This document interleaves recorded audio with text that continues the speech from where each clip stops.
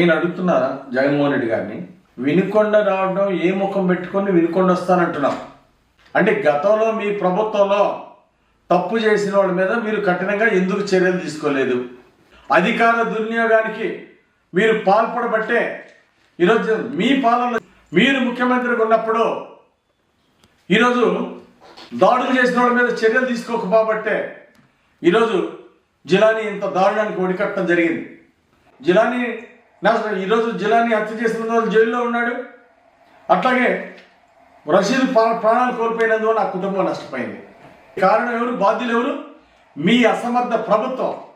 మీరు అధికార దుర్వినియోగానికి పాల్పడినటువంటి రౌడీజాన్ని, గుండాయిజాన్ని పెంచి పోషించినటువంటి మీ ప్రభుత్వాన్ని బాధ్యత.